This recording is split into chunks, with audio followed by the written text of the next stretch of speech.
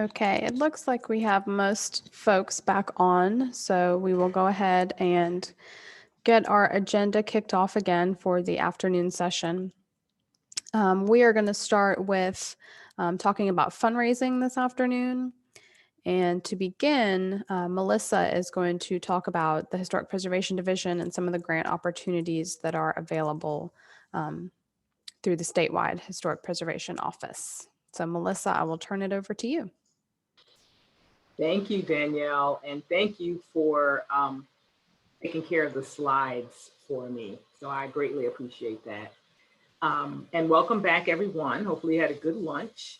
I wanted to also restate that the Georgia Historic Preservation Division is your state historic preservation office. So you might hear a couple of different terms, HPD, SHPO, all of that, but that's us. And we are one of 59 state preservation offices that were created under the National Preservation Act. So every state has a SHPO, has a Historic Preservation Office, as well as the U.S. territories, Puerto Rico, Guam, several others, and the District of Columbia. So we are your state Historic Preservation Office in a system of several offices around the state. And we are mandated to run programs that help forward our mission. And so next slide.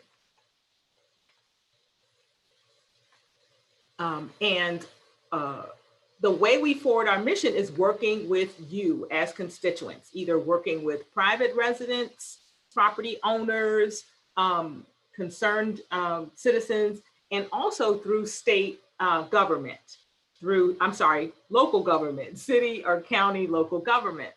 And those governments that we work most closely with are called certified local governments. And Georgia leads the country in the number of certified local governments. We have 99 city or county governments that have a historic preservation ordinance, that have a historic review commission that implements the city or the county's historic preservation program. And so these particular cities or counties have committed to preservation as a tool in improving the quality of life or offering a good quality of life for its tax-paying voting residents. And I add the tax-paying and voting as adjectives because I try to remind constituents that you are a part of your city government. Being active, being vocal, participating is an important duty that we have as citizens, as taxpayers, as voters of our respective cities and counties. So with that said, the CLGs are also kind of a conduit for grant fundings. And so our particular office is able to offer 2 grant programs that are funded through federal funding monies that come down from the federal government through the Historic Preservation Fund. So these federal grants come to us as your state Historic Preservation Office, and it's our job through our grants program to disseminate those grants on the local level. And the CLGs are an important conduit for that. And those historic preservation funds go through our CLGs, through our CLG grant program. And so I would encourage you to find out if your city or county government is a CLG. And I encourage you, if they are, to plan on getting involved through the historic commissions. You can attend their meetings. Sometimes they do call on ad hoc committees and need citizen participation. So I'd encourage you to plan on getting involved at that level. Next slide, please. Now, these certified local governments have responsibilities, since they've committed to preservation, to know what they have to preserve, what resources are on the ground. And that activity is through surveying.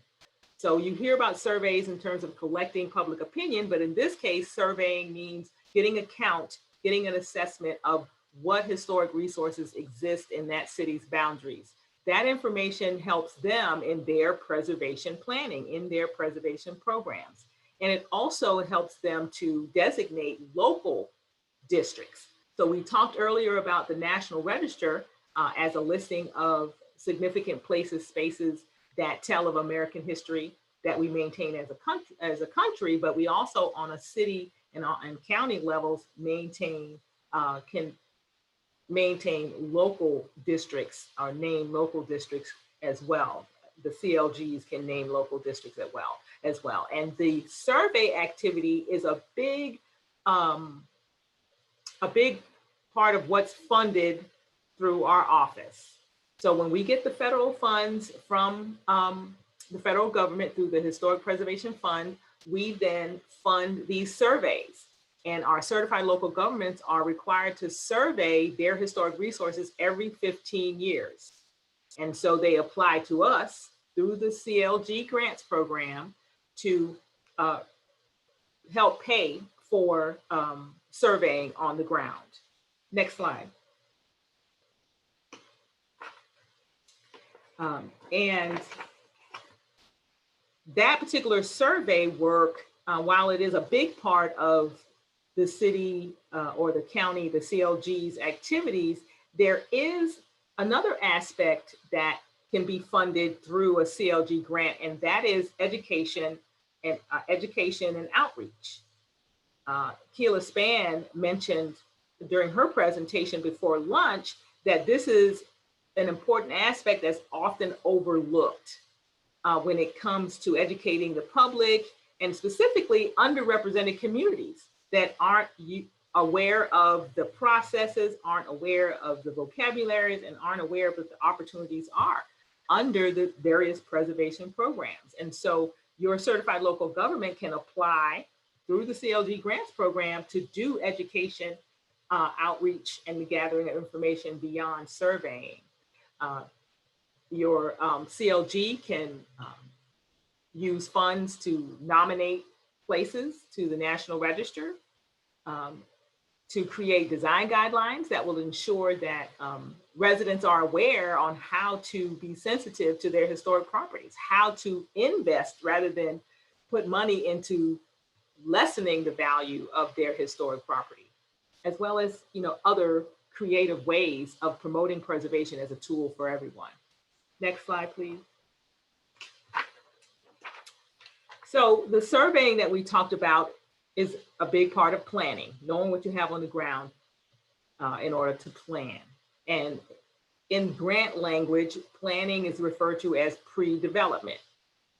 It's something you do before you actually develop or implement or act. And so it's listed here, surveying as a part of pre-development, but there are other plans, other tools that can be funded through these CLG grants. And keep in mind, while you can influence or advocate for certain activities, the CLG, the government itself, has to apply for these particular grants. Next slide.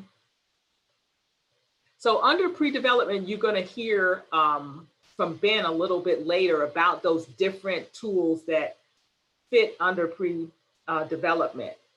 Economic feasibility studies, historic structures reports, preservation plans. He's going to get in a little bit more into what those are and what the differences are in those particular tools and how they're used in your planning. But I know a lot of people, what they focus on is the brick and mortar.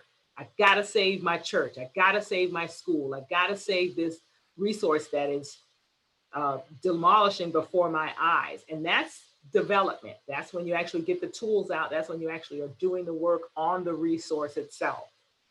Here you see pictured a before and after. This is the Fairview School in Cave Spring, Georgia, which is up near Rome in Floyd County. And that's definitely a development project, brick and mortar, hands-on work, but there was definitely a lot of planning that went in beforehand. And this is a wonderful case study because this entity, this nonprofit organization, wanted to save this African-American school that was a part of a Rosenwald campus. It received funds from the Rosenwald Fund back in the 1920s, and they wanted to serve for education, interpretation, heritage in their community. So they partnered with their CLG. They partnered with their local government to apply for planning, pre-development through the CLG program. And then they also were able to come back and plan with the CLG, or I should say apply with the CLG for development funds to actually make the repairs. So Keela mentioned an important point we didn't delve much into, and that's the phasing of your preservation project. And that planning is and pre-development work is very important before you can even get to this point of even understanding, how do I address my resource? How am I sure that I'm going to be saving the materials or making correct repairs? And that's where the Secretary of Interior standards comes in, and it's listed here as the very last bullet. It gives you wonderful guidelines on how to treat historic fabric, as we call it, the historic materials that make up your building or your place. A very important part of that in pre-development and development. Next slide, please. So the CLG grants come around each year. We are fortunate to receive those federal funds each year here through the State Preservation Office. And that's an important part of advocacy, as well as individuals and organizations, to stay in touch with your elected officials on the federal level as well as the state level, so that they know this funding from the federal level is important in your local community. It's important for them to understand that they need to support that when it comes time to vote for appropriations, that these federal historic preservation funds are significant in your community. And so they do come around every year. February is the deadline. Announcements, I think, have gone out to the CLGs, encouraging them to start thinking about what they want to apply for. It does require a match in that the government that's applying has to provide 40% of the project's total cost. So at the bottom, it states that $15,000 is the average award. And so if we are giving $15,000, that means that the project total is about $25,000, since we give about 60 and expect the local entity to match at least 40%.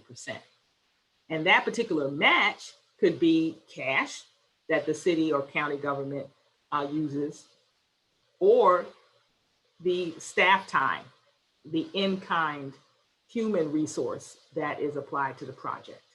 Next slide, please. And the second grant program that we run here out of your State Historic Preservation Office is the Georgia Heritage Grants. This particular grant is open to CLGs as well as nonprofit organizations. And so organizations like yours, or that you're involved with, can apply for Georgia Heritage Grants. What I wanted to mention before we move into the Heritage Grants that I forgot to mention on the CLG grants, we have a dedicated staff member. Thank you for going back. We have a dedicated staff member that works with the certified local governments. And so she has information not only about how to become a CLG or how to maintain or be compliant as a CLG, but also information about this particular grant opportunity. And her name is Paige Jennings, and she is the CLG coordinator here on staff. And I can provide her email address a little later or type it in the chat. But Paige Jennings would be your contact in reference to certified local governments. Thank you. We can go back, go forward, I should say. So I'm excited about this grant because nonprofits can apply. And again, this one is annual as well, with July as the usual deadline for this application. Now, the one thing about the grant programs here, CLG and now the Georgia Heritage Grants, the resources that you hope to impact with the funding have to be National Register listed or National Register eligible. So that's the first criteria for the projects that you would submit through either of these grant programs. So keep that in mind. So National Register listed or eligible. And the eligibility, unfortunately, has to be established before the application. In some cases, applicants have been allowed to establish eligibility as a part of the project, but it has to be a very, very unique situation. And so you have to have that letter of eligibility stating from our office that the resource that you're impacting with this grant has been determined eligible for listing or eligible for nomination to the National Register. If it's not already listed, you have to have that letter in hand from us when you apply through the Georgia Heritage Grants. The other interesting thing about this grant program is that it's funded through the sale of these specialty license plates, this particular image that you see to the left. So everyone who is driving around with a Preserve Georgia or Save Georgia tag has put money into this fund by purchasing these tags. And because we have to accrue this sales revenue, it takes us about 2 to 3 years to get enough money in the pot in order to give out a decent number of grants. And so this particular grant is not available every year. Sorry if I did make that statement earlier. It's not available every year. It takes about 2 to 3 years to gather up enough money to give out some grants.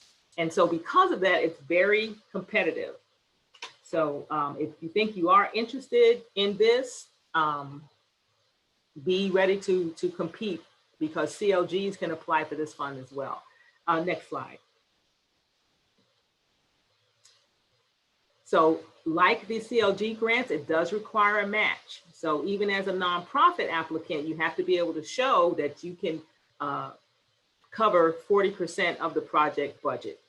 And if you notice, it says cash match.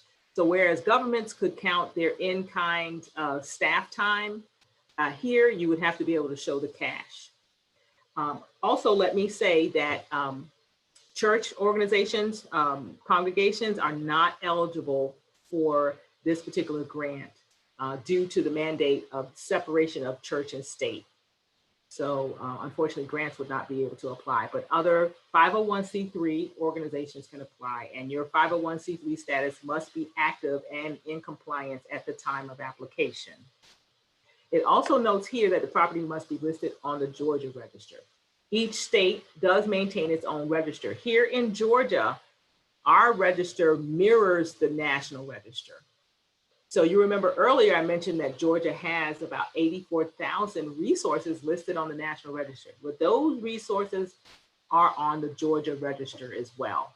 It is a simultaneous application process, and so you can feel most assured if your resource is on the National Register that it's also on the Georgia Register as well. And the same with eligibility. If your resource is found to be eligible for the National Register, it is also eligible for the Georgia Register. And this particular grant does support both pre-development, that important planning work, as well as development, the actual brick and mortar, the actual production of the product that you have proposed in your application. And let's see where we are. Now, before we move on, well, I guess we can move on to the next slide.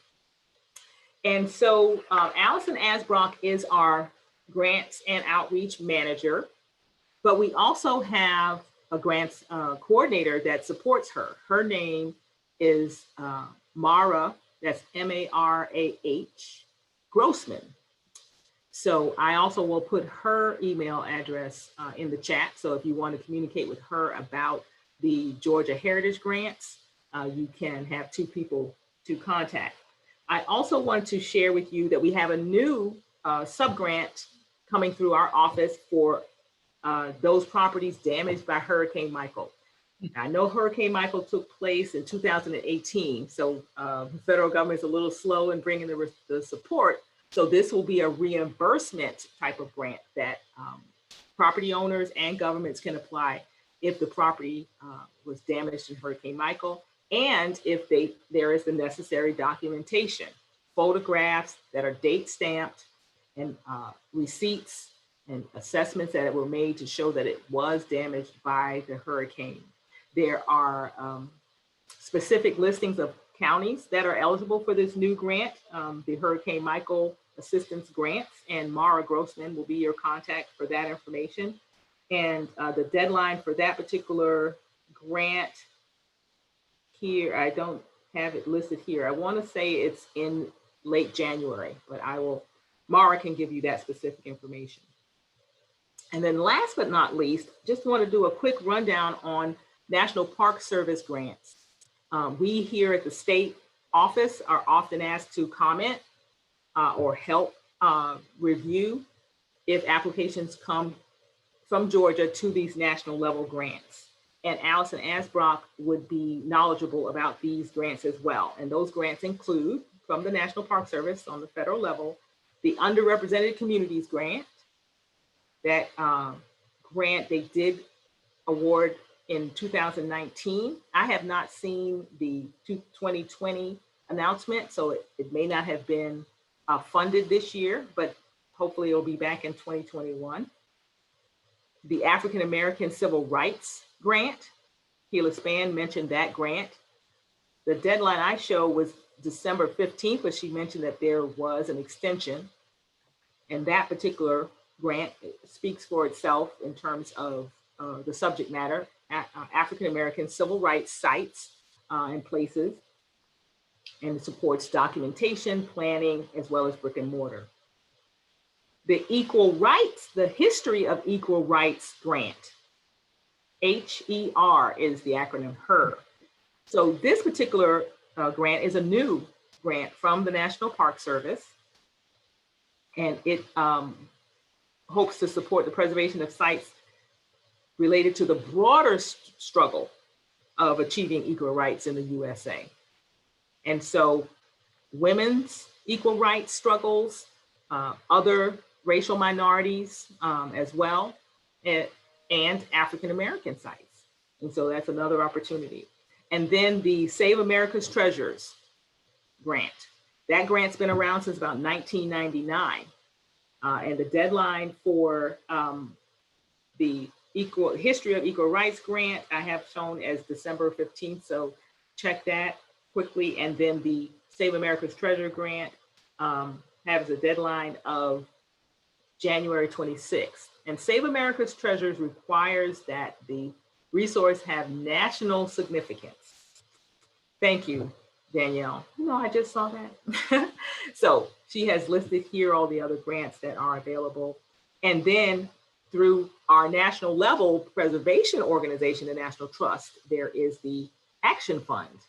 The National Trust is a private organization, membership organization, our mothership in terms of the private side of preservation. And that particular fund did award to the GAPN, the Georgia African American Historic Preservation Network. They received a grant from the National Trust Action Fund to support building a better network. The work that I mentioned earlier, where they're going to be stabilizing their structure and getting ready to better engage its constituents like you. So that particular fund is working on the state and local level as well. And just wanted to give a big shout out to the HBCU grant at the very bottom of this particular screen. Morehouse College received an HBCU grant to help preserve one of its historic buildings. Georgia has been fortunate in receiving a lot of support from the African American Civil Rights Grant program as well. Fountain Hall at Morris Brown received that grant. Wheat Street Baptist Church received a grant for its preservation work from the African American Civil Rights Program. So we have been fortunate because of individuals like yourself being willing to apply for these. So I think that is the end of my particular rundown on these, but please make note of Allison Asbrock's email, and I will put the other contacts in the chat. And I think that's it for me. Sorry if I went over time. No, that's perfect, Melissa. Thank you. So I'll just add, based on this slide, we will try and share this information in a follow-up after the meeting, and it will include links to all of these grants where you can find more information. Melissa, when I looked it up, I think, and this is what Keela mentioned, they extended the deadline for the civil rights grant program and the history of equal rights grants to January 12th. Thank you. I did not see current information on the underrepresented communities grant or the historically Black colleges grant, but they do have contact information. So if you're interested in either of those, we definitely encourage you to reach out to the contacts provided on those websites. So again, we'll share this information in a follow-up email. And this is by no means an exhaustive list of grants. This is just some other organizations that have historically given grants to underrepresented communities and things that focus on African American historic preservation. So, okay, so now we're going to transition and Mark McDonald will present on fundraising as well. Let me just get our next slideshow going.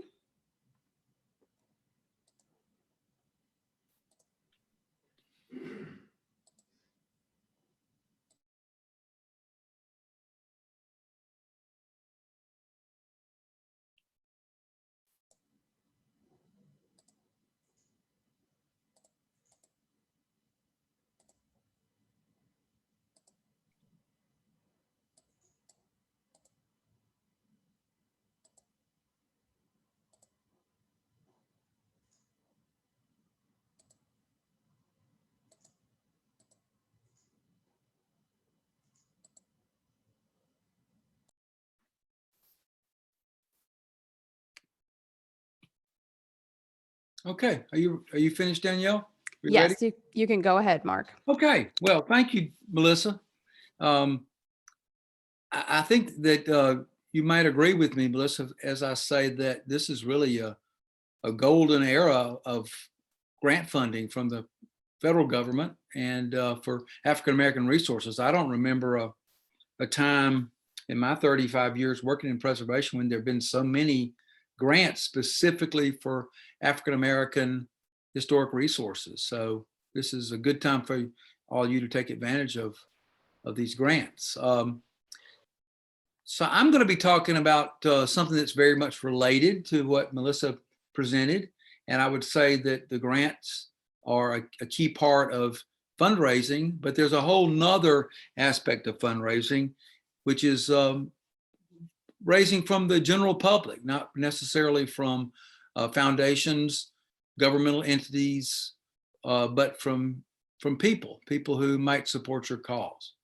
But grant making is part of the strategy, but it's just a part of it. If you're trying to raise money for a capital campaign, or as the point was made this morning by Melissa and Keela, for your capacity to implement the grants and to exist as an organization beyond the time that you're raising money for a specific bricks and mortar project. So the very foundational thing that any group has to do, especially a nonprofit organization, is to have a clear mission statement that states to the general public concisely what your organization does, what its purposes are, and how you aim to do that. So this slide's sort of self-explanatory. The mission statement communicates the nonprofit's purpose, what group it serves, how it plans to accomplish its purpose.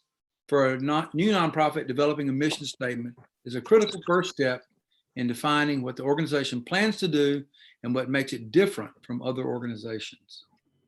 So next slide, please.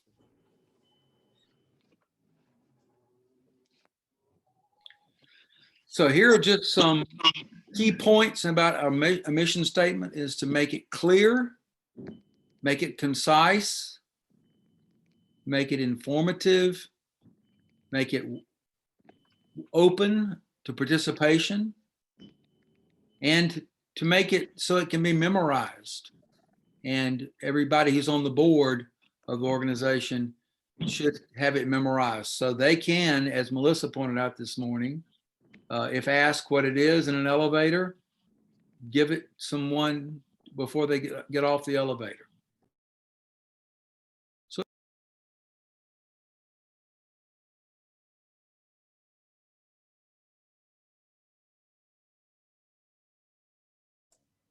Mark, I think we may have gotten you muted. Do you mind coming off of mute? I am so sorry. I need to start over, don't I? Yes, please. Take me back then. Okay, I think you were talking about memorizing your mission statement. Yes.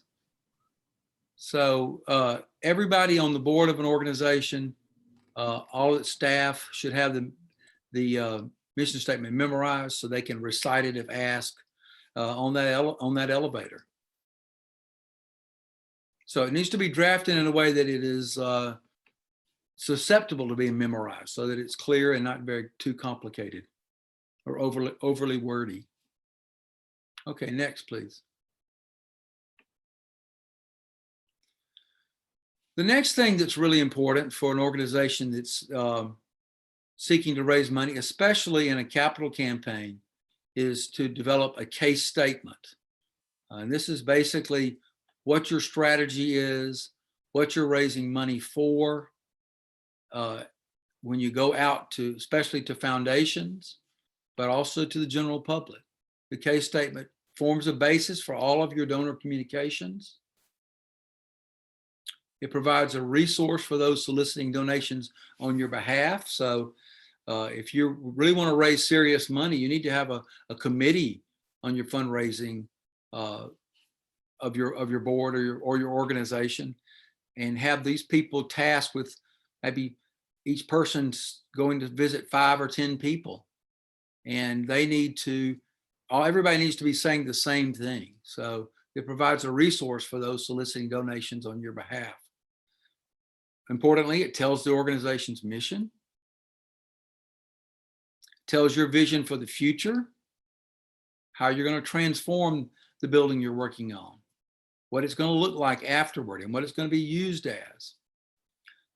Tell the donor specifically how you will use their gift. If it's going to be used for bricks and mortar construction, tell them that. If it's going to be used to fund a program that's within that building, tell them that. And if it's going to be used for maybe endowment, you should tell them that too. So a good fundraising strategy incorporates all of those things. And finally, give some specific reasons donors should give. How's it going to appeal to donors? State those reasons of why they should give. Next, please.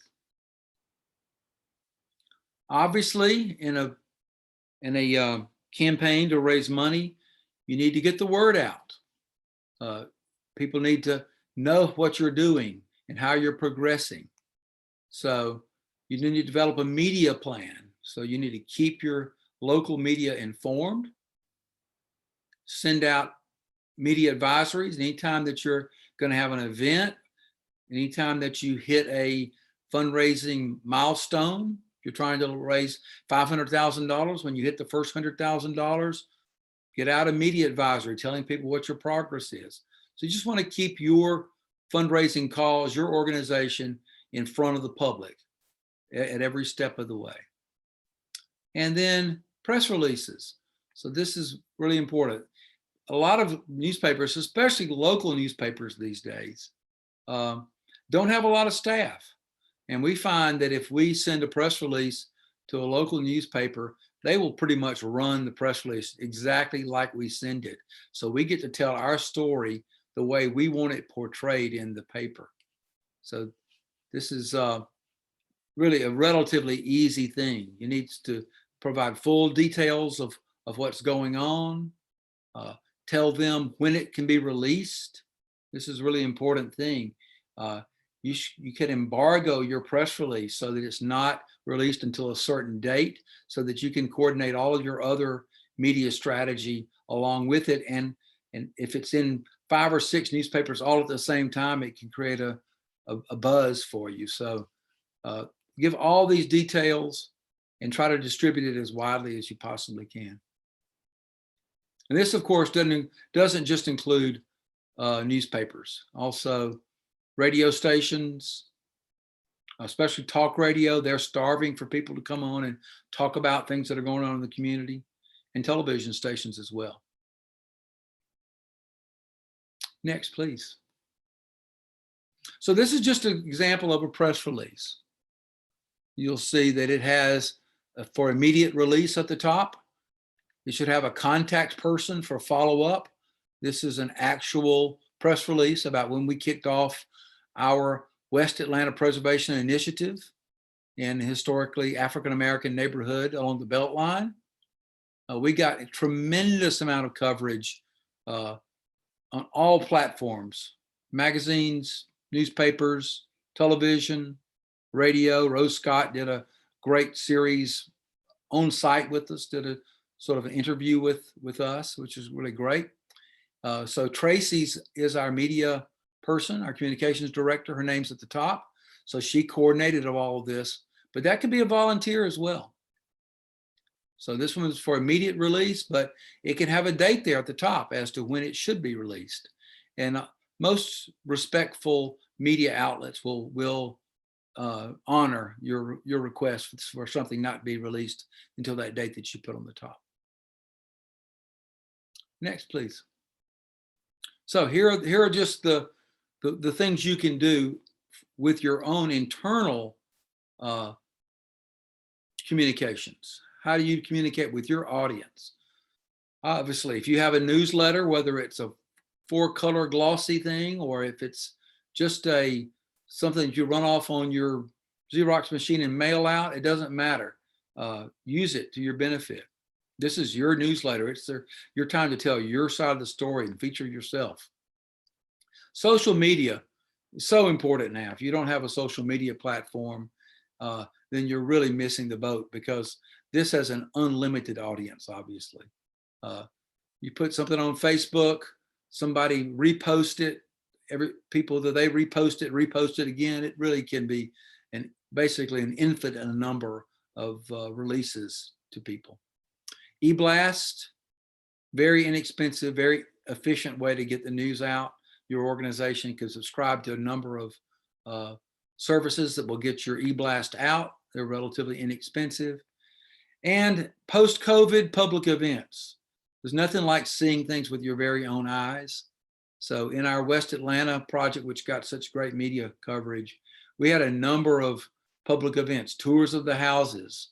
We had a cleanup day where volunteers could come and help us clean up.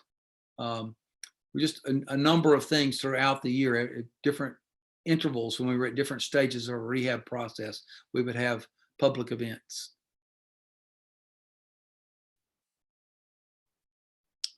These are just some of the categories of fundraising, and a lot of them are very much related.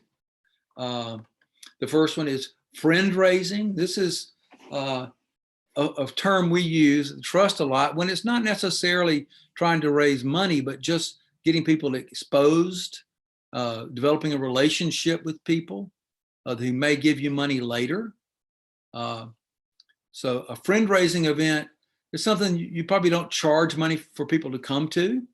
It's just something they come so you can start developing a relationship, getting to know them, seeing what their level of interest in your organization, what your cause is. Special events, these are things like, a gala party, for instance. This is something we do at the Trust every year. Unfortunately, last year we had to cancel it because of the pandemic. But most of the people who paid to come to our gala let us keep the money. So we ended up making just as much money on that special event, even though we didn't hold the event as if we did. But this is a way, people are social creatures, of course, and they like to get together around a cause. And so, yeah, so special events doesn't have to be a gala. It can be a picnic or a tour. Any number of things fall into that category. Corporate giving. This is something that we couldn't exist at the Georgia Trust without our corporate sponsors.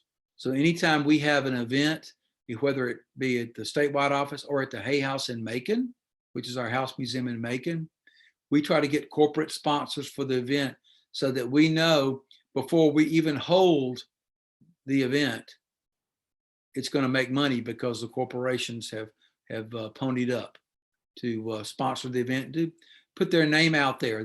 We get their copy of their logo. It's put on all the invitations. If we have posters or on easels at the event. Their names or their logos are on that. But some corporations also just sponsor your organization just to sponsor, to be a sponsor. Not as many do that as they used to, but we still do. Georgia Power is a big sponsor of ours. If it's in your community, the EMCs, electric membership corporations, or in smaller towns, are great about giving money to preservation causes. And I think this is something that if you're not asking for money, you're really missing a good opportunity. Melissa's covered grants. She didn't cover foundation grants though. And so there are, in most good sized cities in Georgia, there are foundations that have been established by wealthy individuals.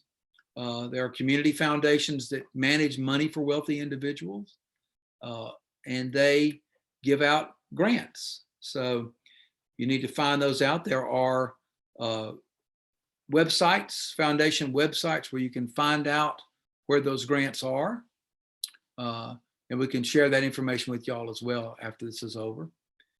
Membership, obviously, this is really just a bedrock of many organizations, is the people who year in, every year, send you anywhere from $25 to $10,000 a year just to be a member of your organization. And this has continued to grow for the Georgia Trust, even though the conventional wisdom a few years ago was that people aren't joining organizations as members anymore. Well, our membership is going up every year, but we're out there asking for it constantly. And you need to make this easy for people to join. I see a lot of organizations say, just go to our website and send us money. And some people will do that, especially young people. But I'm a big believer in making it as easy as possible. So we provide a little envelope that they don't even have to put a stamp on it. That costs us money. You might want to ask them to put a stamp on it, but it has a flap on it. You can write down the amount of your gift. There's a little box you can check, put your name and address, stick a check in it, and drop it in the mail. So make it as easy as possible to become a member of your organization, your community association, your museum organization, whatever organization you have can have a membership. Facility rental is a big part of our fundraising at the Georgia Trust. Both Hay House in Macon and Rhodes Hall are available for parties, wedding receptions, film rental. Right now we are in the middle of negotiating with Disney. It's a Marvel film to rent Rhodes Hall for a movie. We hope that comes through. That's will be a very big fundraising event for us. But as y'all all know, Georgia is a state where a lot of films are being made now, and they're constantly looking for locations. So you need to, if you want to tap into that market, you need to make your facility, your place, film friendly. And we had an edition of our magazine several years ago that really goes into that. If y'all want a copy of that, you can reach back out to Danielle and we can get you a copy of that. It says what should be in your contract, what do's and don'ts might be. But yeah, this is a very good way of raising money. This time of year, November, December, a lot of people give money because it's their last month of the year to give money before the end of the year, which will make it tax deductible for that particular year. So we send out, even to our members who've already given to us, a year-end appeal letter telling what our greatest accomplishments are for the past 11 months, and ask people to consider making a year-end gift. And this is standard operating procedure. We do this through the mail. We also do it with eBlast and on our website. And this has proven to be a very effective means of fundraising for us, and I'm sure it will be for y'all too. And then capital campaigns, which we're going to get into some greater detail here in a second. This is a campaign for a specific building or capital project. And then endowment is a very, very important part of any organization because it goes to that very issue that Melissa stressed this morning of consistency, capacity building? What's your organization's ability to be there in the long run to maintain this historic site that you're so dedicated to? So this is money that is put in a special account. It cannot be spent except for a certain percent every year. We use 4.5%. So if we have, let's say we have $1 million in that account, we can only spend $45,000 a year so that we have $1 million to deal with next year too. We have that's invested in mutual funds and the stock market, and it's been making well over 4.5%. So it's actually still going up a little bit every year, but we're able to distribute that back to our own organization to pay our bills. Very important. Okay, please, next. These are, now going back to events, this is 10 steps for a successful event. You need to state very clearly what the purpose of the event is. Is it to make money, to just be a friend raiser, or some other purpose? We feel strongly that an event should be mission-based. Is your event mission-based? We try to make sure everybody, when they come to a Georgia Trust event, they know that they're coming to support historic preservation. So we like to have it in a historic site if possible. We don't want to have our event in a hotel ballroom, because then it might just look like the Heart Ball or some other organization's ball. So we're lucky that we work in a field that we have plenty of venues that also reinforce what our mission is. Super important. And we break this rule at our organization from time to time, and we are always sorry when we do. A budget, very strict budget, needs to be developed before the event is even begun. You need to plan it. What is your financial goal? You need to know, we want to raise X number of dollars with this event. We want to know what our expenses are in advance and stick to that budget. So if you have you're going to have flowers at the event and you have $200 in the budget for flowers, don't go out and spend $300 on flowers. So only spend $200. This way we know, you know, if you bring in the money that you've planned to bring in, your expenses won't eat into your profit, so you still have a successful financial event.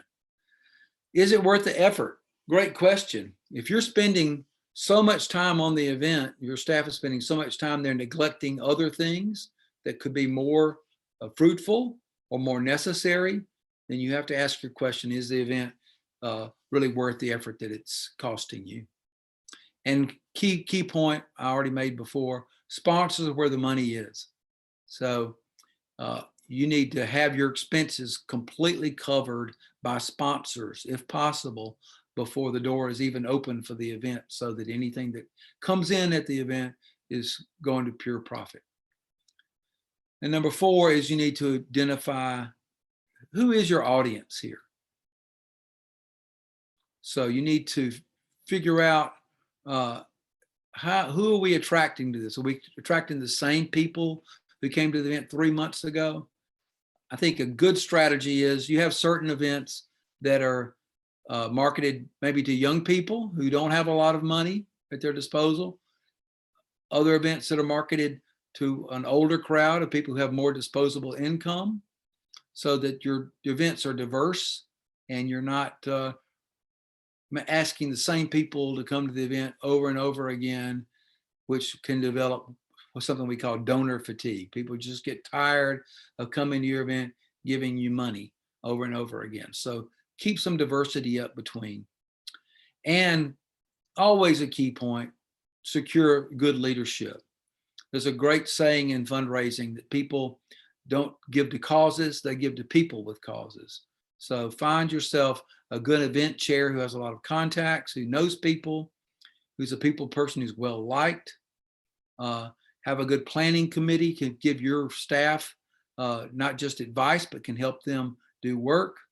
And your fundraising committee are people, again, who are well connected to the giving community. So people who have connections with the Georgia Power Company or the EMC, or have connections with the local Coca-Cola bottling plant or whatever. So the fundraising committee is very important part of that event planning. Next, please. Develop a timeline. So this is basically staging. So you know invitations have to go out, have to go to the printer at a certain date, which means they have to be designed by a certain date. We have to get them back from the printer so you can mail them by a certain date so they'll arrive at the people's house you're inviting at least 3 weeks before the event occurs. It's sort of a rule of thumb. But yeah, there's a timeline for all of the things you're going to do, even the day of the event, what time setup begins, what time the event closes, what time it breaks down, just so that it's scripted. Develop a logistical plan. As it says here, you can't do everything yourself. So you need to have the people who are going to be helping you put the event on and give them a assignment. So we have staff and volunteer assignments for all of our events so that everybody knows what they're there to do when they come to the event. And of course, make sure that everybody is on the same page. Everyone knows what the ground rules are, what time things begin and end, what your overall plan is. And this is part of having that staffing plan for the event. Number 8, market. Make sure that you get the word out about your event. You create as much excitement and anticipation of the event as you possibly can so that you know you'll have a good turnout.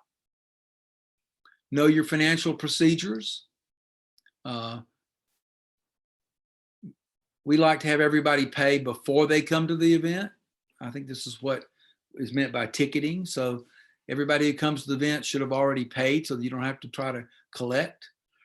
It's a good idea if on site, if people want to come make a further donation at the event itself, that they know they can do that and it's made easy for them.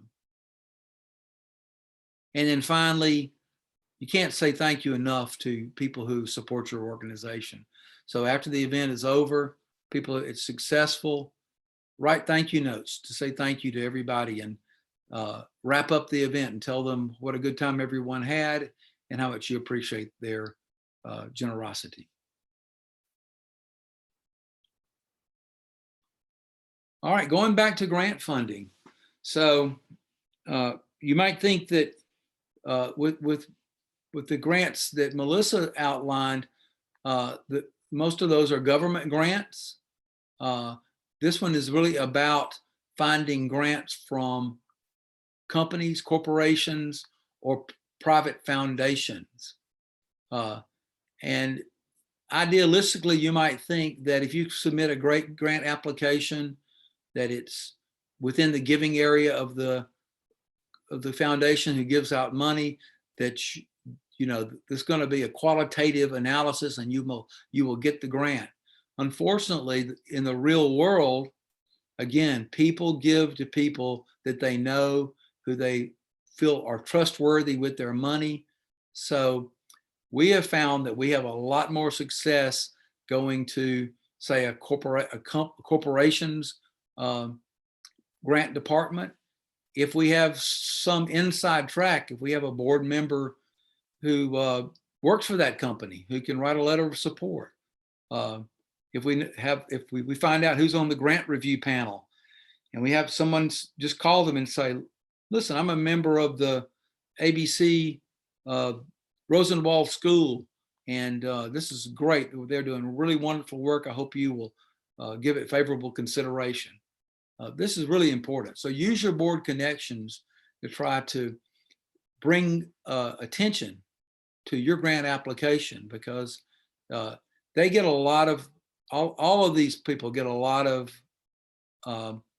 applications, and it's a very competitive process. And if you have somebody on the inside who's looking out for your application, who recognizes it when it comes across the table to them for their consideration, it will help tremendously.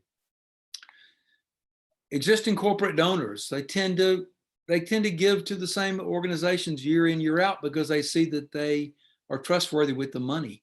So if they give money, they want to see results. They want to see that you were responsible with the money they gave you.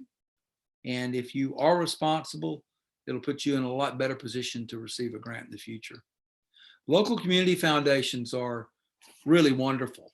There are a lot of people, especially in the larger cities, who can make a gift to a community foundation who will hold their money, invest it for them, and then they have these grant pools that they will give out money, or the donor can advise, the people who put their money in the foundation can advise that community foundation to send you a check when they get your request for money. They can just call the foundation and say, send $1,000 to the ABC Rosenwald School. So community foundations are a great resource, and they all have websites. Government grants, there's a website called grants.gov. This is one you should definitely write down and go to. And then there are online foundation finders. These do require a membership, and they can be expensive. But yeah, there's have profiles that tells who the board members are, who they gave money to. So if you're really serious about having a capital campaign, this may be worthy of your investment to find a foundation finder. Next, please. So here are just some rules to write a successful grant. First of all, obviously, but it's broken all the time, is follow the instructions to a T. If they're looking for a reason to not fund you, if you haven't followed the instructions, they can just throw your application out at the very beginning and it won't get any further.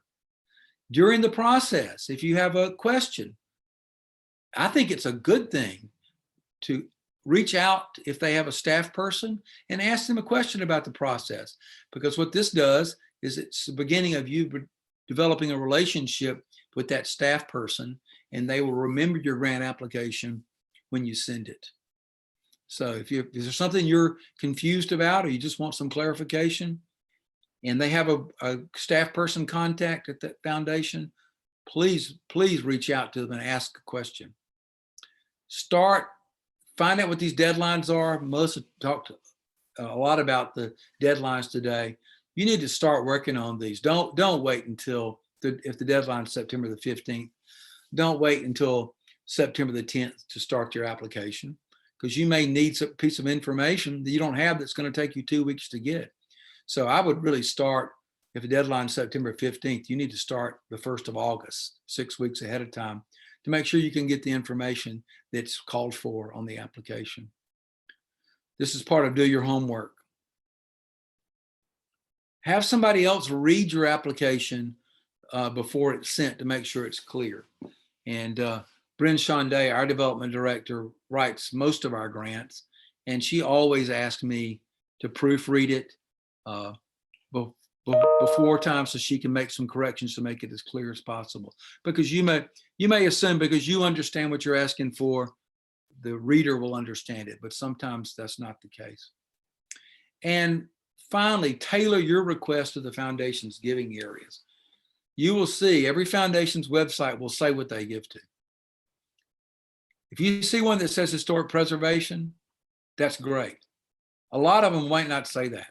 And probably most of them will not say they give to historic preservation, but they may say they give to education. And so your application for a grant may be in the area of educating the public on the history of the area, which would be much better than saying this is for the restoration of historic building. It would say to develop a facility for public education. So tailor your request to the foundation's giving area, because they have explicit things they give to and things they do not give to. And we've been told many times, I'm sorry, we don't give to historic preservation. And, that's their right. They can give to who they want to give to. But sometimes you can fit it within one of their other giving areas. And you just shouldn't mention the word historic preservation in the application. If they do give to education or youth education, talk about teaching young folks about the heritage of their area, or teaching young folks about civil rights history, whatever your purposes are.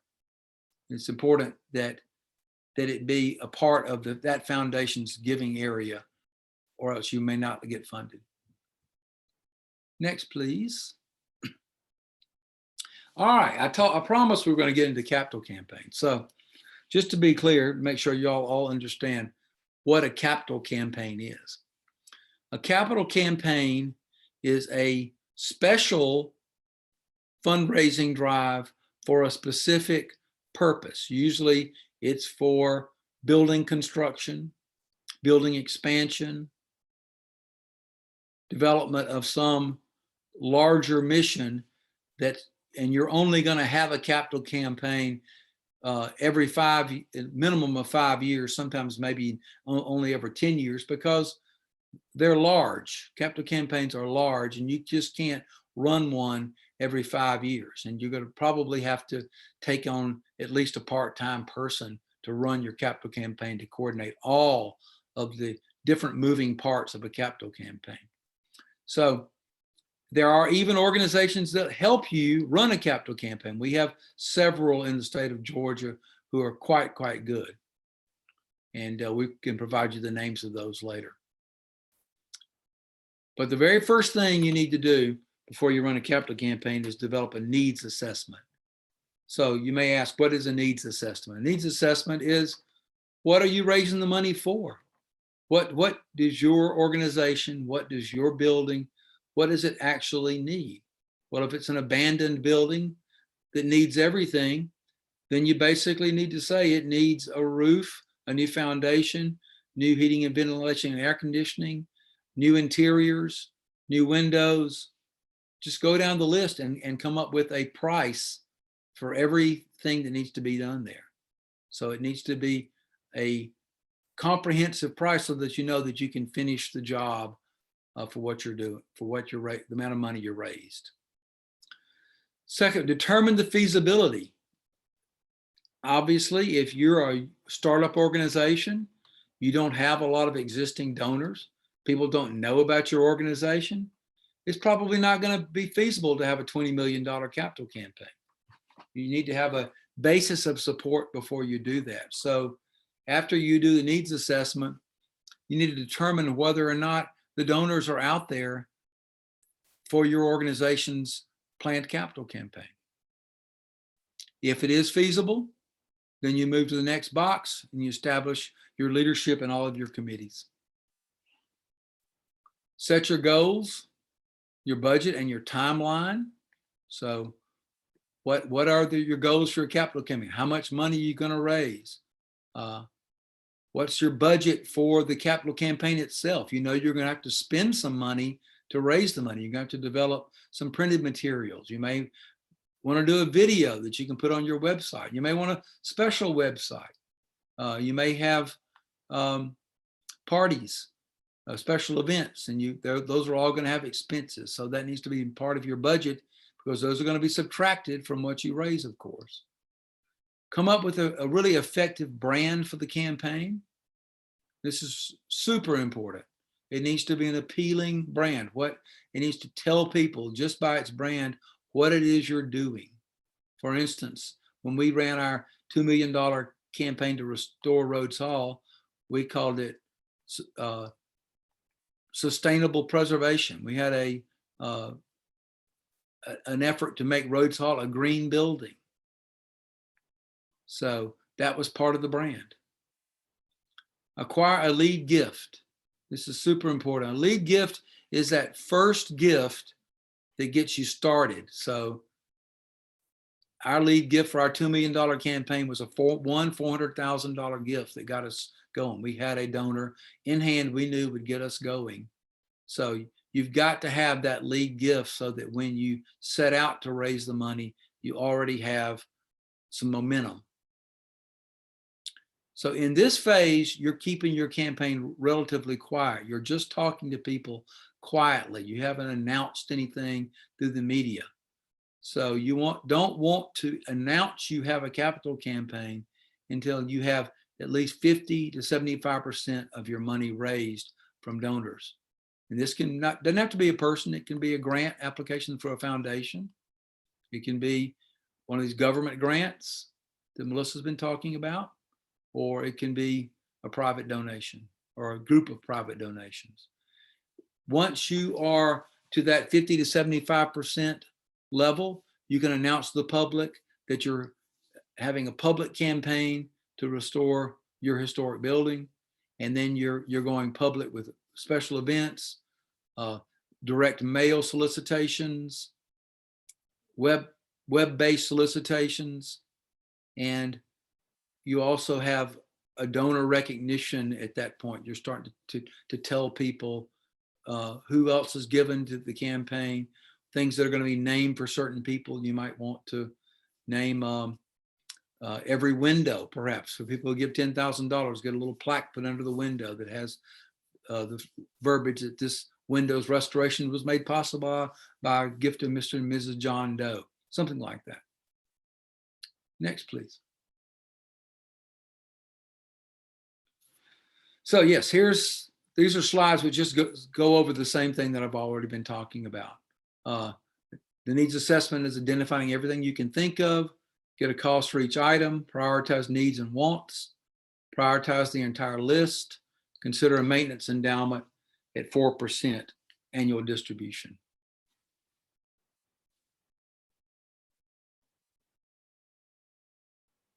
Next, please. Next, please. That is our last slide, Mark. Oh, is it? Okay, great. So, should I take questions now? Yeah, I think that would be great. Good. So again, if anyone has questions, go ahead and put those in the chat, or feel free to unmute yourself and ask those questions. And those can be for both Mark or Melissa.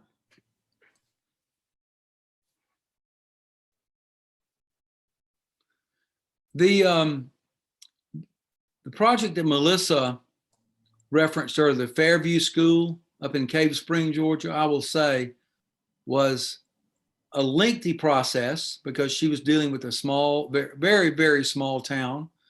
But she definitely, we were involved as sort of a advisor to her for every step of the way, and she utilized virtually every trick in the books. So Joyce Smith was the granddaughter, I think, of a principal, Yeah. principal of the school, and she literally did government grants, foundation grants, special events. She got somebody to volunteer to be their architect. She got a landscape architect who did the landscape. She got in-kind donations, cash donations. We gave her a little bit of money from a Callahan incentive grant, but she did not have any huge, whopping, gigantic donations, but she definitely did all of the above. And it took her, I'm going to say 4 or 5 years at least. Was that about right, Melissa? Maybe more than that. Closer to 10, yeah. Was it 10? Closer to 10. Wow. But if you haven't seen it, you should take an opportunity to go to Cave Spring and see the Fairview School, because it's not just the restoration of the building, but the interpretation on the inside's been wonderful. And they do have a good website. If you just Google Fairview School, Cave Spring, Georgia, the ES Fairview-Brown nonprofit will come up, and Joyce Smith is their executive director. I think it's the correct title for her. Yeah, chief cook and bottle washer. Absolutely. I was about to say executive director doesn't begin to describe all the things she did, but it's a great model to show how one dedicated person can make a big difference. She's enthusiastic, never took no for an answer from anyone. And a great example of how she surrounded herself with workers. Absolutely. She had to grow her small network in order to pull this wagon up the hill to the point to where it is now. So she didn't try to be a lone ranger, or she's not caught up, I don't think, with founder syndrome. I'd have to check up with her and see how her succession planning is going. But she is a good example for that as well, growing a Absolutely. good committee. Mm-hmm. A couple of questions, I think. Yes. If you'd like to read them yourself, Mark, you can go ahead and do that, or if you'd like me to moderate. Can you recommend any resources or funding areas for preserving African American cemetery in a rural area? Melissa, I'm gonna let you take that one. This is a particularly difficult one because cemeteries are something that most foundations don't give to. Correct. Well, the first thing I would share is the Georgia Municipal Cemeteries Association. They do their best to try to cover the state.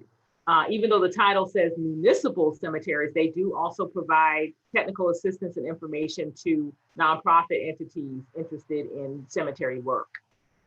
So I would Google that entity. They have divided the state into various regions. And so you have a representative for each region, depending on where your county is. And that person can give you links or refer you to information about cemeteries. As Mark says, cemeteries are challenging because while they are kind of a public resource, they are owned by someone. Somebody owns that property. And so it's important to make sure that you know who that is and are in touch with that person. And then also, if you are a grassroots entity that's looking to do hands-on kind of preservation support work, make sure to check in with the sheriff in that county, because the sheriff does have purview over cemeteries. They like to know who's doing what on those grounds so they know that you're not grave robbing or vandalizing. So those would be my suggestions. It's a good point. It's this is a depressing thing to say, but it is true that one of the reasons cemeteries are hard to raise money for is there are just so many of them too. They're all over this, not just the state of Georgia, everywhere. And some foundations have specific language that says just point blank, we don't assist cemeteries. They think that's the duty of the descendants of the people who are in the cemetery to do that. So they're excluded. So Jay Scott asked, what assistance do you have available to assist organizations with getting this underway? Fundraising strategy, etc., especially Mark's presentations issues. Well, we offer, Jay, a special all day long fundraising class, which is usually in the winter. And I'm sure we're probably going to be done this year by Zoom, unfortunately. We usually do it at Rhodes Hall and include a lunch with it and have a lot of sharing of stories. But we will, in addition to that, Jay and everyone else, if you have a potential capital campaign or fundraising issue, we will have a private consultation with you and give you advice that's especially tailored to your specific needs. So our development director, Bryn Shonday, is really generous with her time in terms of giving you specific information, telling you what you should do first, developing timeline for you. So our door is open to that. Just let Danielle or myself know and we'll set it up. And if I could add, Mark, wow, that's a wonderful news to know that you guys can do one-on-one consults. I can encourage others who might want to kind of get started now. And if your schedule gets full, want to move forward to do a Google for the Candid organization, CANDID, candid.org. This entity was created when the Foundation Center and GuideStar merged. And they do a wonderful job of not only being a resource database for information on what foundations are out there, but they also are wonderful trainers in fundraising, grant writing, all things kind of nonprofit fundraising related topics. And that's Candid, CANDID.org. They do charge for some of their trainings or webinars, but they do offer a good number of free webinars on the topic as well. Jacqueline wants to know, what if my location is not a CLG? Does it have an effect on your eligibility? Well, it definitely does for the CLG grants, but there are some that are not limited to CLGs. Correct. So the Georgia Heritage Grant that's available every 2 to 3 years is available for 501c3 nonprofit entities. So that's an option to look into. You would have to be an organized nonprofit for the Georgia Heritage Grants. How do we get an equalization school its recognition? Well, many of them are eligible for the National Register now. Yes. Yes. They were built after the Brown versus Board of Education decision. That was 54. So many of them are eligible for National Register. Yes, and fortunately, my predecessor worked with Steve Moffatson here at the office, Jeannie Syriac and Steve Moffatson. So they put together a wonderful context study that gives a good kind of overview orientation to education that includes the equalization school. That can be some good foundational information for a National Register nomination, or even just starting your planning, understanding what that significance is. And if National Register, being a long process, it can take anywhere from 18 months to 3 years. And if you want to get started sooner, some of those very suggestions Mark made in reference to fundraising, can apply to awareness raising. So you may want to start making folks aware of the significance of this school, that the school is still standing, that it has a wonderful place in your local history. So you may want to just start doing some awareness raising. Once again, preservation hinges on who owns the resource. So get in touch with the school board if they still own it, or whomever might still own it, and develop a relationship there so they're aware of your concerns or your interest in preservation, and possibly, get their permission to start raising awareness on this particular property. And, check in with your local planner, with your city or local or county government, find out if there are any plans that impact that area and specifically impact that school, and make them aware that you're interested in promoting the history, interested in preserving the site. So just kind of put everyone on notice in a friendly way that this is an important site and that you all want to see it reused and preserved. That would be a good kind of starting point. Yeah, and I think I may have overemphasized National Register. It doesn't have to be on the National Register for you to have a capital campaign. For some of these government grants, it may be a requirement, but for the general public and for foundations, National Register is not a requirement. It may be, as I said before, you may be raising money for a facility development for some other purpose that's going to take place there, such as education, which is a much more common thing that foundations give to, is education. So developing a facility for that to happen in, that falls within their giving parameters. Let me see, we got one from Jacqueline. When do you close for Christmas and reopen? Well, we, because of COVID, we're working, I know that we'll be closed Christmas, a couple of days before Christmas and probably between Christmas and New Year's, but we're available through email and over Zoom. And so the answer is we'll be open right after the first of the year. And we're working up till just a few days before Christmas if you want to make an appointment with us. And that's a very appropriate question for us here at the Georgia HPD. We are currently closed. We closed on December the 7th, and we'll be closed until the 21st of December because we are physically moving our offices. And so it will be on a limited basis that staff will be back in the office starting the 22nd under COVID restrictions at our new location. So I would, for HPD, I would count on email. And unfortunately, I would have to ask you to bear with us because we'll be slow to respond as we make this physical move and get hopefully back on some type of regular staff schedule starting the 29th of December. Okay, so we have had a lot of questions about this follow-up information, and we will be sending it out by email. So you will get links to the recording and some of the helpful resources and links we've been talking about today. That will come to you by email no later than next Monday. So if you don't get it immediately, don't worry about it. You can look out for it anytime between now and Monday. Okay. Am I wrong in saying that since we have everyone's email address now, they will be on our e-blast list, so they'll get an email about the fundraising class? That is correct. Good. So y'all will get more information about that as soon as we schedule it. Okay, and now I'm going to turn it over to Ben Sutton to talk to us about preservation strategies. Let's see here.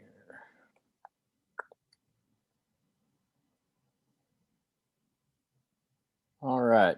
Everybody see that okay? We do. Perfect. All right. Well, I'm in the enviable position of batting cleanup and basically just reinforcing all of the good ideas that Melissa and Keela and Mark have already shared with you all. So consider this your reinforcement of what you've heard already. But we did want to cover some of just sort of very high level topics for, sort of the nuts and bolts of preservation. As both Melissa and Keela talked about really eloquently this morning, a lot of folks that are working with and affiliated with African American resources around Georgia are already preservationists, are already doing really good preservation work. They may just not know it yet. And they may see sort of the formalized preservation movement and bureaucracy as something that they are not a part of. So we think that's not accurate. I think they are a part of it, whether they know it or not. And our hope out of projects like this is that we get build that community to be more representative of the folks that are actually all out doing preservation in the field and in their communities.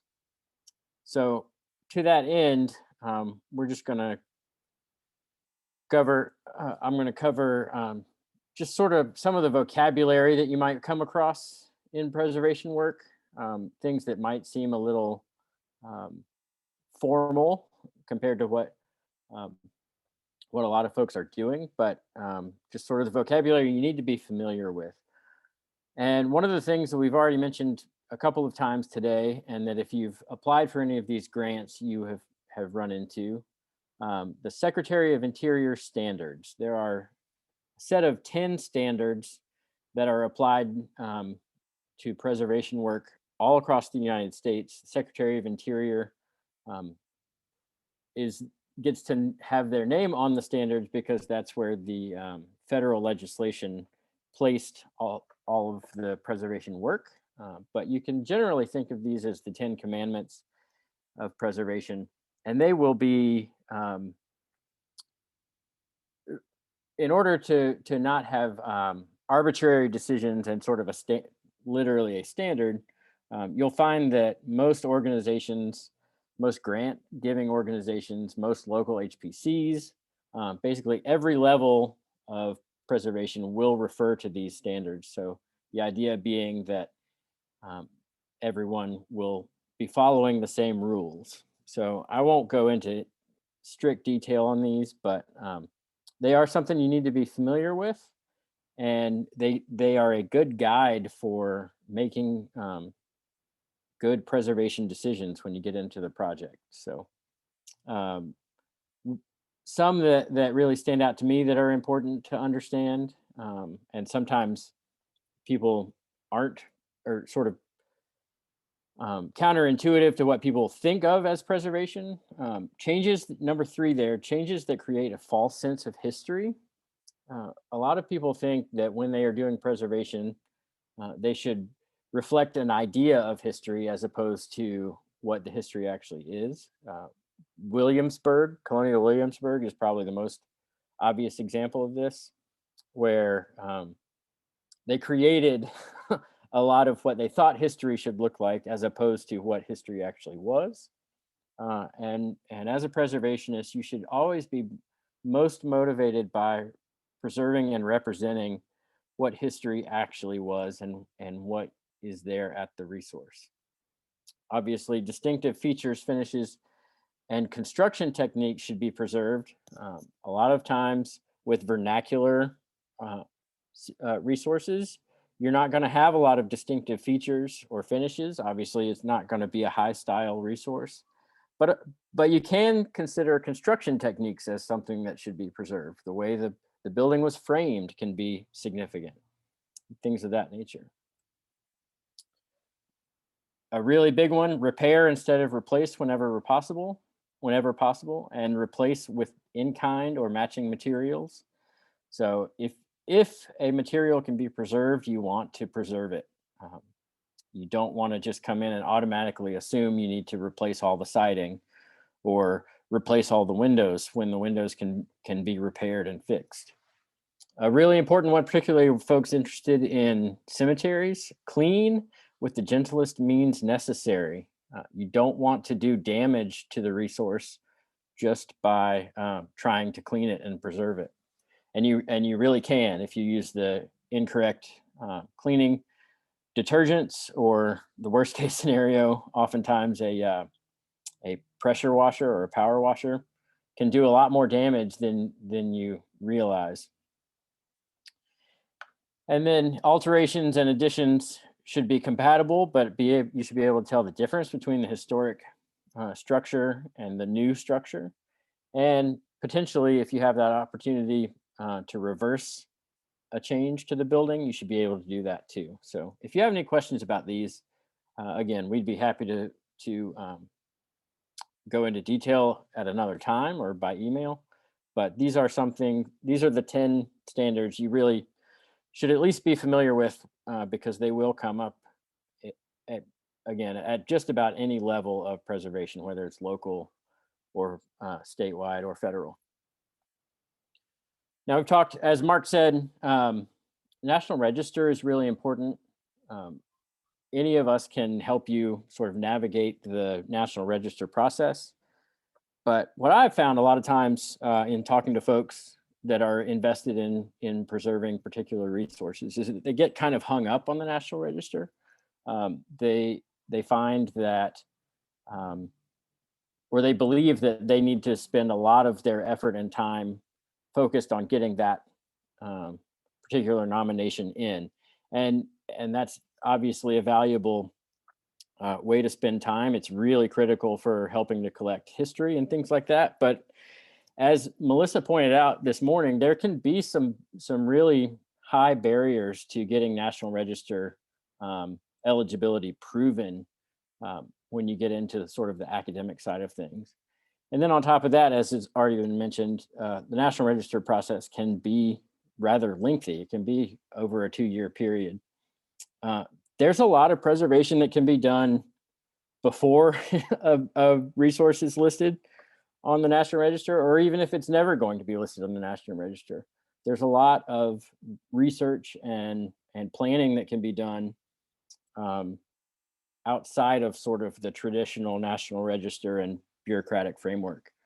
And two of those things that sort of fall under the idea of a preservation plan would be a conditions assessment and a historic structure resource, or excuse me, a historic structure report.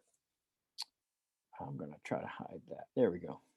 Conditions assessments are typically not as formal as a historic structure report. They're literally a snapshot of the condition of a building at a given point in time. They only consider the building fabric. So they're not, a conditions assessment is not looking at sort of the underlying history or significance of a particular building.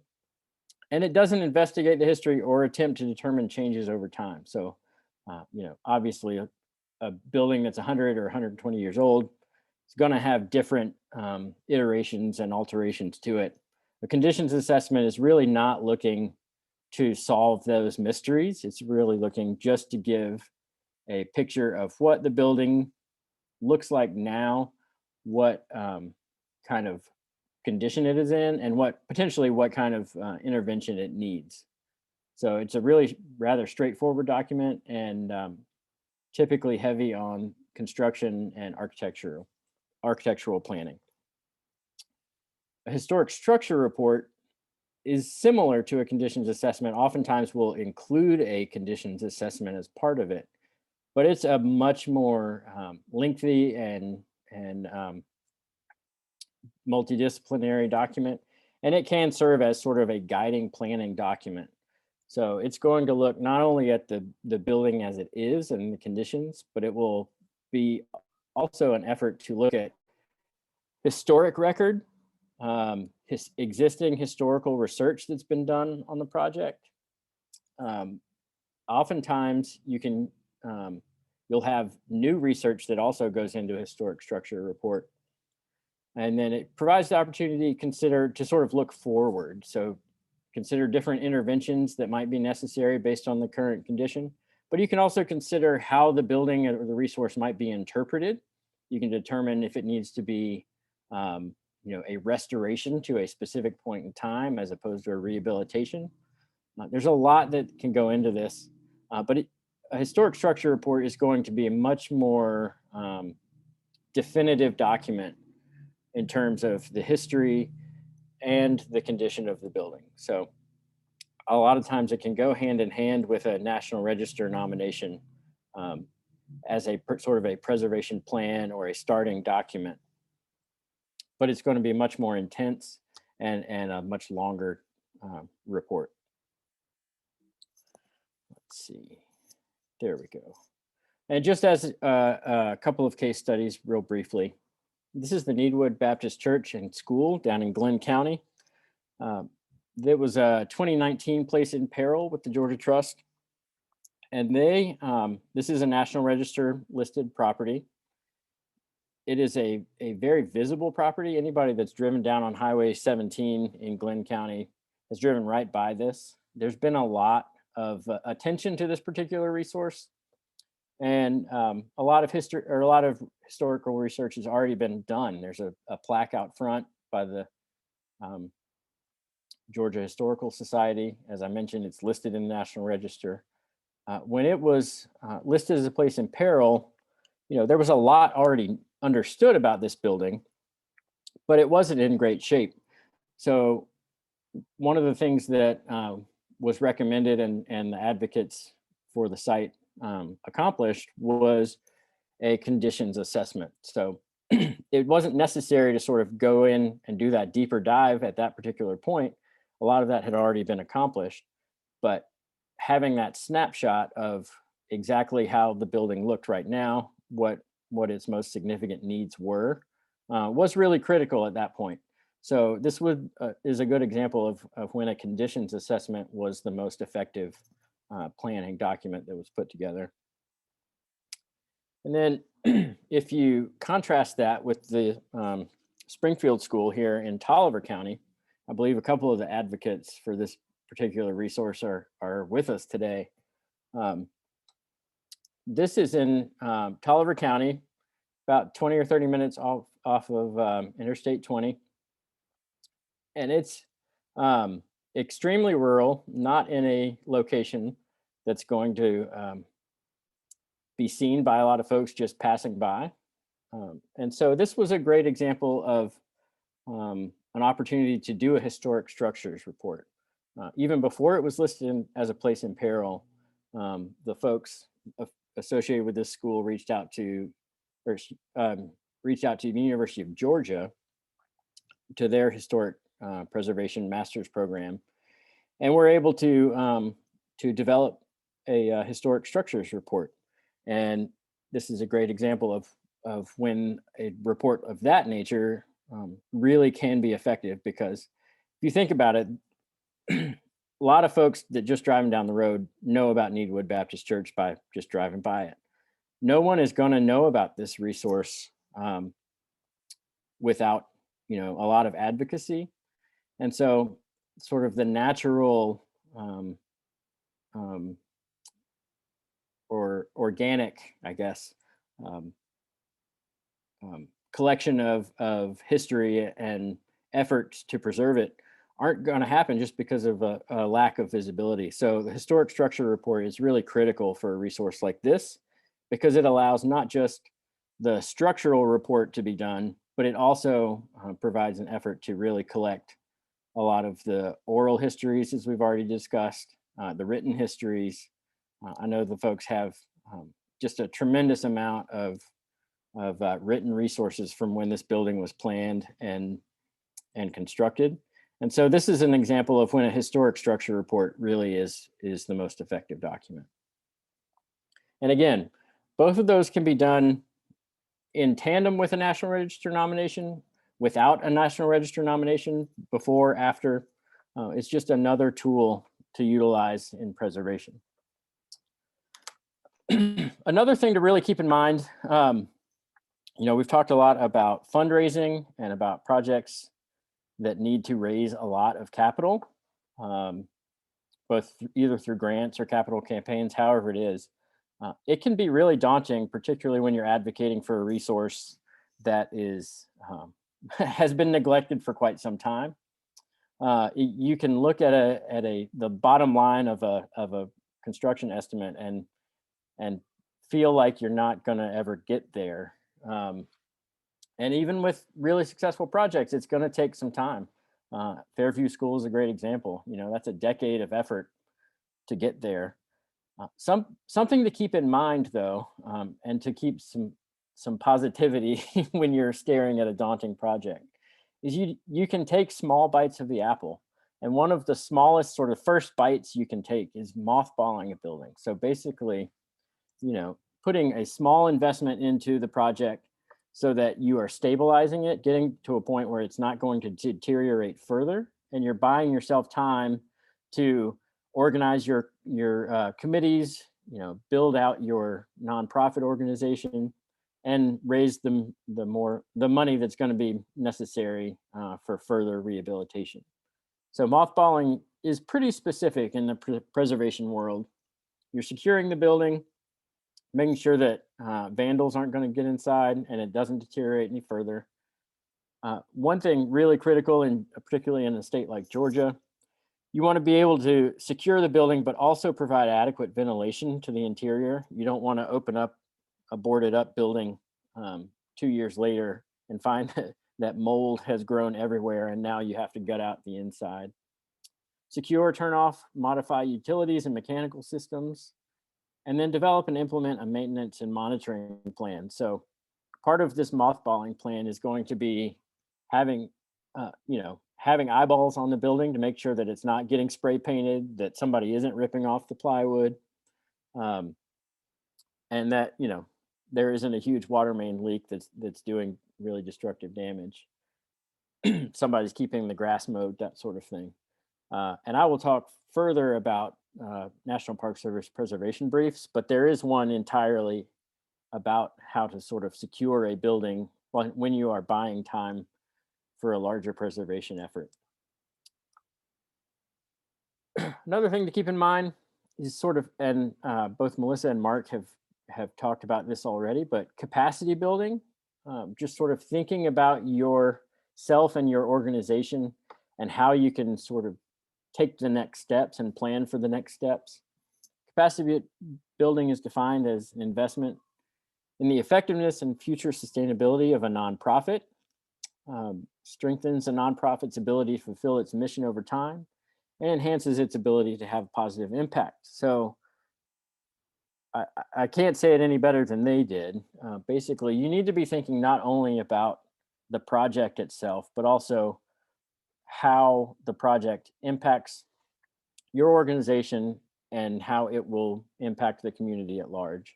And look for opportunities to expand yourself, but not in a way that's going to be over expansion, I guess. It needs to be realistic. You need to be thinking realistically about how you can accomplish those goals.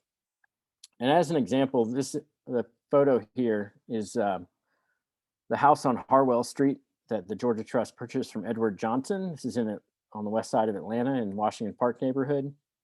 And I use this photo as an example because the Georgia Trust is a well-established nonprofit.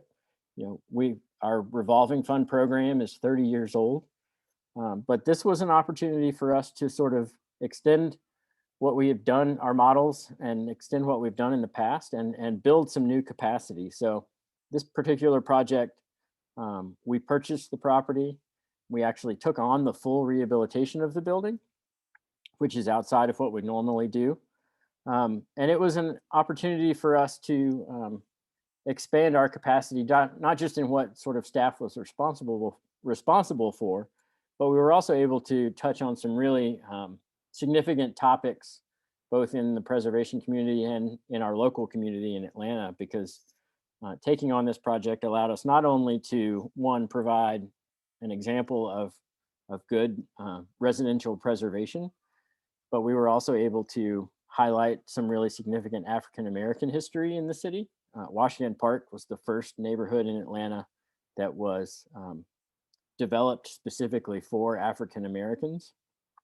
And the folks, Mr. Johnson, whose family we purchased the property from, was a Tuskegee Airman and actually moved to the city of Atlanta and became the first licensed master electrician in the city. So there's some really significant local African-American history tied to the site that we were able to highlight and build upon. And then finally, as we were in the community and talking to neighbors, it was clear that affordability was a really significant issue to them. And it was significant to us as well. We recognized sort of the rapidly changing affordability, changes of inaffordability in the whole of the city, and particularly in this part of the city.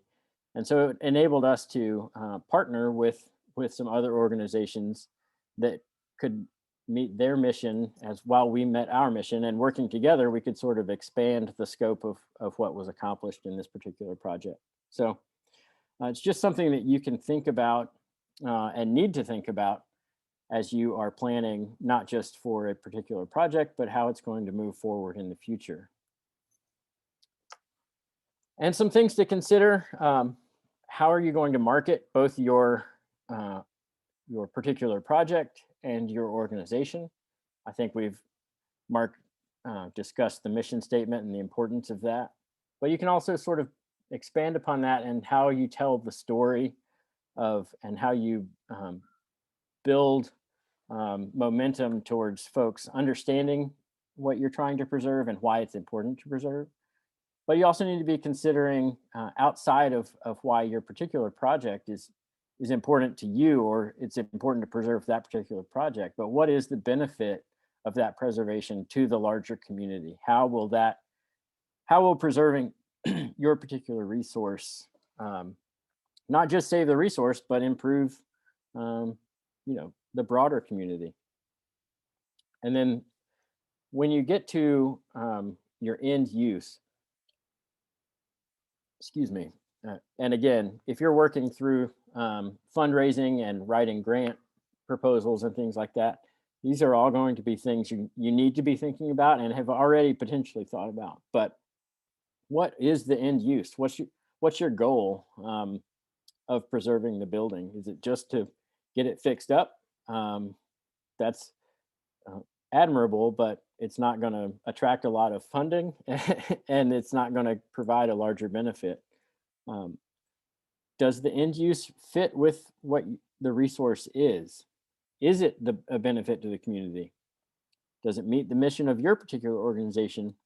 And then most importantly, is it sustainable? Is your plan something that's going to allow, once you're fully funded, as Melissa pointed out, we're thinking positively. You've gotten all of the grant funds, you've completed your project, you've gotten everything you've ever wanted, and now you've got to keep the lights on. So is your plan sustainable? Do you have an idea of what happens at the end of the rehabilitation when you have to start operating a museum or a house museum or a restaurant, whatever you are planning to turn it into? Is your plan sustainable long term? And one of the things I'm always taking away from fundraising talks from Bryn and Mark is that everybody's focused on the front end when they're looking at the top of the hill. Everybody's looking at all of the dollar signs about how to put on your new roof, fix up the building. But you also need to be thinking about long-term maintenance and sustainability in that sense, in that you can be fundraising for a maintenance endowment or a plan to be able to fix the building as things come up once you've gotten past that initial big hurdle of getting the building back. Excuse me. And then just very briefly, you are advocates for your resource. You're just taking part in this particular workshop is a bigger step than most people will ever take in preservation. So we are really grateful for your efforts, and we are here to help you in any way that we can. There's, as we've been mentioning resources all day long, and again, we'll share those with you. But these are some that I particularly like to highlight to folks. Again, the National Park Service Technical Preservation Services. Those you can also Google preservation briefs is what they're often referred to. They are very detailed and very specific articles, long form articles on specific preservation materials and techniques and how to preserve them.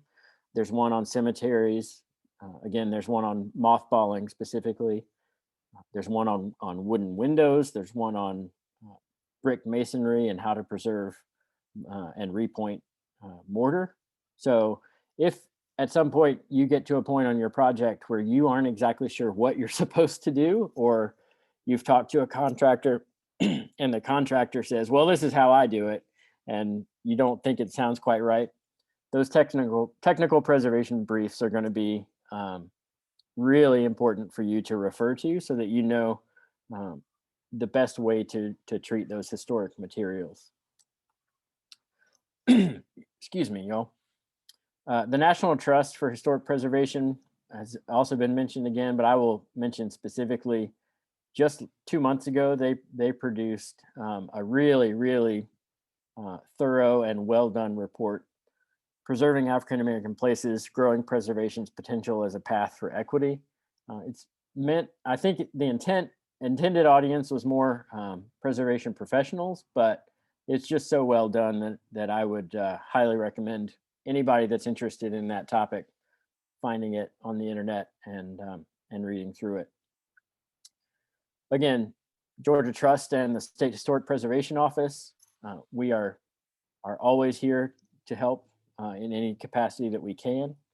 One thing that we do every year that we think is really advantageous for helping connect folks across the state is our statewide preservation conference. That's typically, I believe it's typically in the fall, either September or October.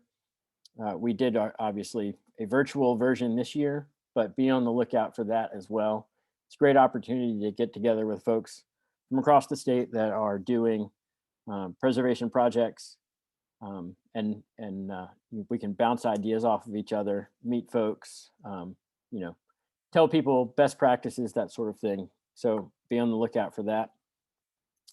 And local preservation organizations. Georgia's blessed with a lot of really well-run preservation organizations across the state. Georgia Trust is statewide, but you've also got local organizations in Augusta, Savannah, Macon, Columbus, Thomasville.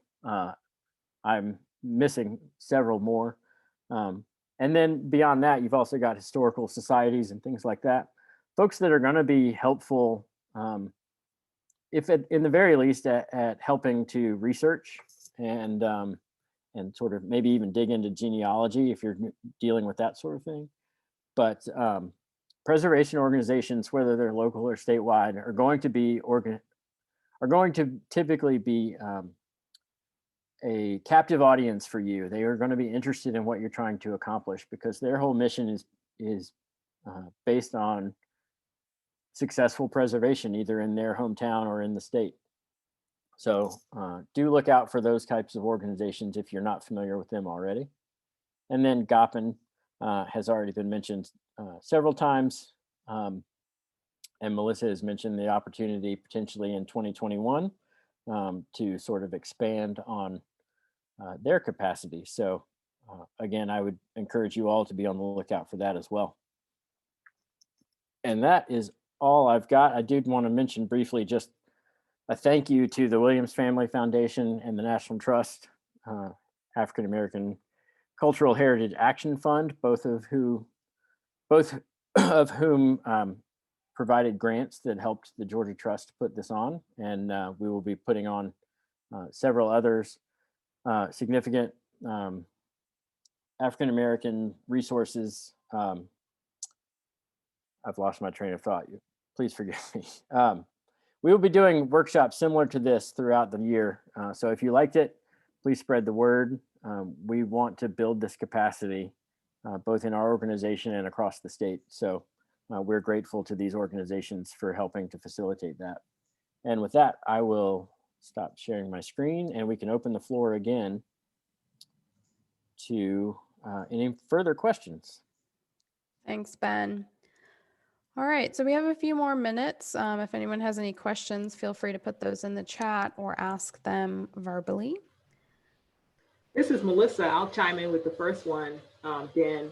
And I did mention it in the chat. You stressed that having a use in mind is helpful. And more importantly, to think about the sustainability of that use and how it might work in that, whatever the historic space is. What are your thoughts about a professional economic feasibility study as a planning tool? I think that's always probably a good idea. It's not something that I have a lot of individual experience with, but I think the most successful projects are able to sort of carry two buckets of water, right? So you're thinking about sort of the preservation details, which is what I'm almost always thinking about, but also thinking long range plan, organizational structure, and economic viability, particularly if you're able to connect with local economic development organizations or DCA, things of that, that organizational structure that also is there to assist these sort of development projects. That is something I think is certainly worth the expenditure of resources to make sure that you have a viable path forward. And again, that's obviously going to lend credence to your fundraising asks when you have something to lean back on and say, here's a report that says what we want to do will work. Okay, great. And to my knowledge, constituents have kind of started that whole economic feasibility process or study by contacting local realtors and brokers and say, tell me what the market, can bear when it comes to rents for this type of space. If you're looking at accommodating incubator, startup businesses or something like that. And so that's another kind of partner that can do kind of a market assessment in lieu of maybe a larger economic study, at least to give you some idea of what the market can bear. That's a really good point. And folks like that would help you think a lot more creatively than you might be thinking already. Because not every resource can be a museum.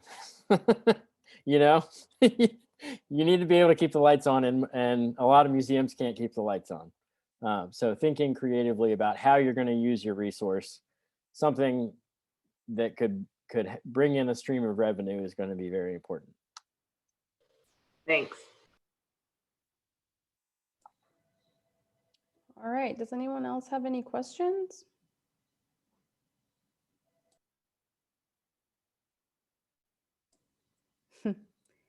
Okay, well, certainly the information for everyone who's on the call today will be shared in that follow-up email.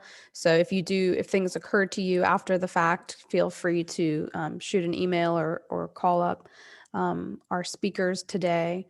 But we appreciate everyone for joining us. I know that this was a full day webinar workshop, and that, we appreciate you giving us your time. So we would appreciate any feedback if you want to send us an email and let us know. And otherwise, we will communicate by email, and you'll get all of this information in a follow-up. So thank you again for joining us, and we will see you soon, hopefully, and talk to you all soon.